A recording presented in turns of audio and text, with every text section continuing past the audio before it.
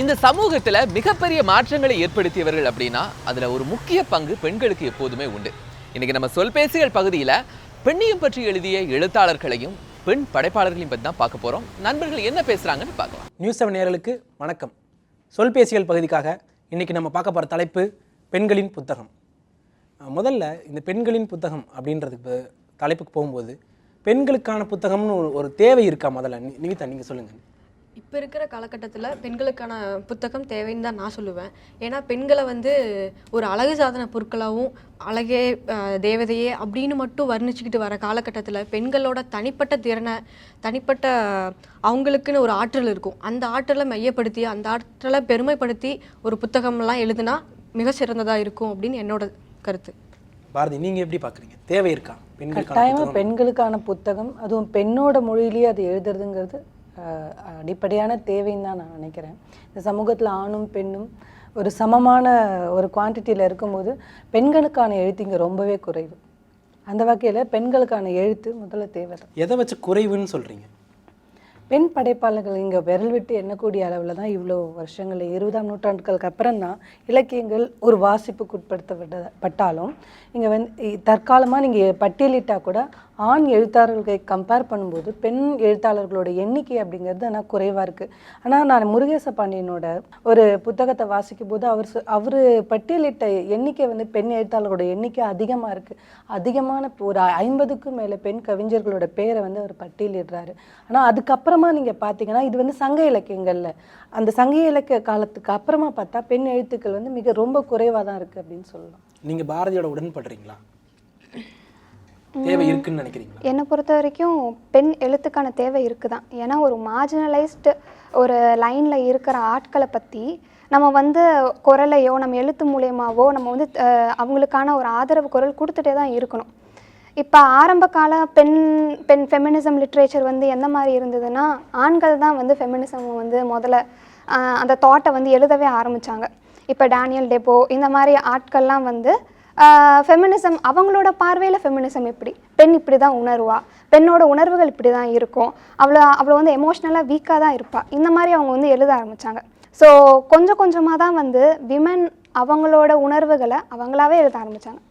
For example Virginia wolf, அதே மாதிரி தான் ஜான் ஆஸ்டன், இந்த மாதிரிலாம் எழுதுனாங்க. பட் அவங்க பண்ண ஒரு பெரிய மிஸ்டேக் என்னென்னா, அவங்க ஒரு டொமஸ்டிக் ரைட்டராக தான் இருந்தாங்க, ஜான் ஆஸ்டன் மாதிரின ஆட்கள்லாம்.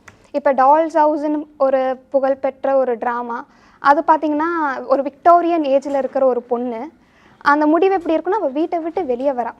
அந்த விக்டோரியன் பீரியடில் இருக்கிற அந்த ஏஜில் ஒரு பொண்ணு வீட்டை விட்டு குடும்பத்தை விட்டு வெளியே வருங்கிற ஒரு முடிவு அவ்வளோ பெரிய ஒரு தாக்கத்தை ஏற்படுத்துச்சு. அந்த கேரக்டர் பார்த்திங்கன்னா எப்படின்னா ரொம்ப பெரிய ஒரு தப்பு செஞ்சா, அந்த நோராங்கிற ஒரு கேரக்டர் சமூகத்தால் பயங்கரமாக கிரிட்டிசைஸ் பண்ண ஒரு கேரக்டராக இருந்தது. ஸோ இந்த மாதிரி சுச்சுவேஷன் இருக்கிறப்ப பெண் எழுத்துக்கள் இன்னும் நிறையா எழுதணும். பெண்களே அவங்க சொன்ன மாதிரி பெண்களே எழுதணும்னு நினைக்கிறேன். ஏன்னா ஒரு ஆண் பெண் இப்படி தான் யோசிப்பா, இப்படி தான் அவளோட உணர்வுகள் இருக்கும்னு எழுதுறப்ப அது முழுமை அடையாதது தான். முரளி, இப்படி ஒரு வகைமை தேவையா? தனியாக ஒரு வகைமை தேவையா? இல்லை, எனக்கு தேவையில்லைன்னு தான் நான் சொல்லுவேன். ஒரு பெண்களுக்கான எழுத்து அல்லது பெண்ணுக்கான எழுத்து அல்லது பெண்களால் எழுதப்படுகிற எழுத்து இப்படிலாம் என்னால் பிரித்து பார்க்க முடியல. ஏன்னா இன்னும் சொல்ல போனால் இந்த பெண்களை மையப்படுத்தி எழுத வேண்டிய எழுத்துக்கள் இருக்குங்கிறது எனக்கு மாற்று கருத்து கிடையாது. அது கண்டிப்பாக நிறையா இருக்குது, இருந்துகிட்டே இருக்குது. பெரும்பாலான எழுத்தாளர்கள் இன்னும் சொல்ல போனால் நான் படித்தவர்களை ஒரு 70% பெண்களை மையப்படுத்தி எழுதப்பட்ட எழுத்துக்கள் தான் அதிகம். ஏன் இது பெண்களுக்காக தேவையில்லை நான் சொல்லுவேன்னா, இந்த பிரச்சனையை ஆணுக்கு தான் தேவை. ஆண் தான் ஒரு பெண்ணை பார்க்கக்கூடிய பார்வை தான் இங்கே பிரச்சனை. ஒரு பெண் தன்னுடைய அகம் சார்ந்து, புறம் சார்ந்து அல்லது உடல் சார்ந்து 3 விஷயங்கள் அவள் இயங்குறான்னா, ஒரு ஆண் ஒரு பெண்ணை பார்க்கக்கூடிய ஒரே விஷயம் ஒரு உடல் சார்ந்து தான். நான் பொதுவாக பொதுமைப்படுத்த விரும்பல, நான் சொல்கிறது பயாலஜிக்கலாக நான் பேசிகிட்டு இருக்க ஒரு விஷயம். ஒரு ஆண் ஒரு ஈர்ப்பு அப்படின்னு பார்க்கும்போது ஒரு உடல் சார்ந்து தான் இயங்குறான்னும் போது அவள் உடல் சார்ந்து அவளுடைய பிரச்சனைகள் என்ன, அகம் சார்ந்து அவளுடைய பிரச்சனைகள் என்ன, இந்த உடலும் அகமும் சேர்ந்து புறம் சார்ந்து அவளை எப்படிலாம் தள்ளுது அப்படின்னு பார்க்கும்போது பெண்களை மையப்படுத்தி ஆணுக்காக எழுதப்பட வேண்டிய எழுத்துக்கள் தான் அங்கே அதிகம் நான் நினைக்கிறேன். முரளி, எனக்கு இன்னொரு கேள்வி வருது. இப்போ இருக்கிற அந்த பெண் எழுத்தாளர்கள் தொடர்ந்து உடல் அரசியலை மட்டுமே முன் வச்சுட்ருக்காங்க. இந்த உடல் அரசியலை தாண்டி பொது பிரச்சனைகளை பற்றி இந்த பெண்கள் எழுதுவதில்லை, அது ஏன்னு நினைக்கிறீங்க? அப்படி எழுதாமல் இருக்கிறது சரிதான் நினைக்கிறீங்களா, இல்லை தவறுன்னு நினைக்கிறீங்களா? இல்லை, அது நீங்கள் சொன்ன விஷயம் உண்மைதான். இந்த கேள்விக்கு அவர் பதில் சொல்லட்டும். இதனால இந்த கேள்வியே எனக்கு இன்னொரு கேள்வியும் வருது. அப்படிலாம் வந்து வெறும் உடல் அரசியலை மட்டுமே வச்சு எந்த பெண்களும் அதிகமாக எழுதுறதாலாம் நான் நினைக்கல. அதுவும் இன்னைக்கு அது ஒரு முக்கியமான கூறா மாறி இருக்கு. ஏன்னா இன்னைக்கு தான் அது பேசப்பட்டிருக்கு இந்த சமூக வெளியில. அதனால இது பரவலா தெரியுது. சுகிர்தராணியோ குட்டிரேவதியோ இன்னைக்கு நம்மள பேசுறதுக்கான ஒரு வாய்ப்போ இல்லை அவங்க வந்து ஒரு எழுச்சி அடைஞ்சிருக்காங்க, அதனால அவங்க பேசுறாங்க. இதுக்கு முன்னாடி பேசப்படலை, அதனால இன்னைக்கு அது பேசப்படுது. ஒண்ணு. இன்னொன்று, அது தாண்டியும் இங்கே எழுத்துக்கள் நிறைய இருக்கு. வெறும் உடல் அரசியல் மட்டும் இல்லை, சமூக பிரச்சனை, ஜாதியற்றவர்களின் குரல் வந்து சமூக பிரச்சனையை பேசுது. சித்திரம் பேசுறது வந்து முற்றிலும் தமிழ் சமூகத்தில் நடக்கக்கூடிய அத்தனை அவலங்களையும் தான் பேசுது. அப்போ நம்ம அப்படி வந்து ஒரு வரும்போதே அதை தடுத்துற வேணாம் அப்படிங்கிறது தான். இல்லை, எனக்கு இவங்க சொன்னதில் சில விஷயங்கள் மாற்று கருத்து இருக்குது. இந்த பெண் எழுத்தாளர்கள் அப்படி பார்க்கும்போது பெரும்பாலான பெண் எழுத்தாளர்கள் இவங்க சொல்லக்கூடியவங்க கவிதை சார்ந்ததாக இயங்கிட்டு இருக்காங்க. ஒரு நாவல் சார்ந்தோ அல்லது ரொம்ப குறைவுன்னு நான் சொல்ல வரேன். இவங்களால இன்னும் நிறைய எழுத முடியுங்கிறது தான். பெரும்பாலான எழுத்தாளர்கள் அந்தந்த காலத்தில் அந்தந்த எழுத்தாளர்கள் மத்தியில் மறுதளிக்கப்பட்டவங்க தான். ஆனால் வாசகனால் இன்னைக்கு கொண்டாடப்படக்கூடிய எழுத்தாளர்கள் இன்னைக்கு அதிகமாக இருக்காங்க. ரெண்டாவது, இவங்களோட நேரம் ஒரு பிரச்சனையாக தான் நினைக்கிறேன். பெண்கள் சார்ந்து என்ன தான் பேசும்போது பார்த்தோன்னா அந்த பெண்கள் இப்போ வந்து ஒரு ஆண் எழுத்தாளர் முழு நேரமாக உட்காந்து எழுத முடியும். ஆனால் பெண்ணுக்கான வாய்ப்புகள் இப்போது அது ரொம்ப குறைவு தான். ஒரு பெண் கண்டிப்பாக படிக்க வேண்டிய புத்தகம் பெரியார் தான் நான் சொல்வேன். ஒரு கடந்த 70-80 வருஷமாக அவர் பேசிக்கின்ற இருக்க பேச்சு, அது ஆணுக்கான எழுத்து, பெண்ணுக்கான எழுத்து, சமூகத்துக்கான எழுத்து, மதத்திற்கான எழுத்து, கடவுளுக்கான எழுத்து, இந்த எல்லா எழுத்துமே ஒரு பெண் படிக்கணும். ஏன் பெண் படிக்கணும் நான் சொல்ல வரேன்னா, பல சமயங்களில் ஒரு எந்த அவலமான சூழ்நிலையில நம்ம சிக்கியிருக்கோம், இந்த அவலத்திலிருந்து நான் வெளியில் வரணும் அப்படின்னு ஒரு பெண் நினைக்கிறா பார்த்தீங்களா, அந்த சமயங்கள்லேருந்து விஷயம் வேறு. ஆனால் அந்த அவலத்தையே கொண்டாடக்கூடிய நிலை இருக்குது பார்த்தீங்களா, அந்த அவலத்தை கொண்டாடக்கூடிய நிலைமையை எதிர்த்து ஒரு ஆள் தொடர்ந்து இயங்கிட்டு இருந்தார் அப்படின்னா அது வந்து பெரியார் மட்டும்தான். சரி, நீங்கள் அப்படி சொல்கிறீங்க. ஆனால் பெண்கள் வாசிக்கிறவங்க தொடர்ந்து ரமணிச்சந்திரன் மாதிரியான குடும்ப நாவல்களும் குடும்ப விஷயங்கள் நோக்கியே போகிறாங்க. அது ஏன் அப்படி? நீங்கள் அவங்கள தப்பு சொல்லவே முடியாது. இவங்களோட எழுத்து அவங்களுக்கு கனெக்ட் ஆகலை.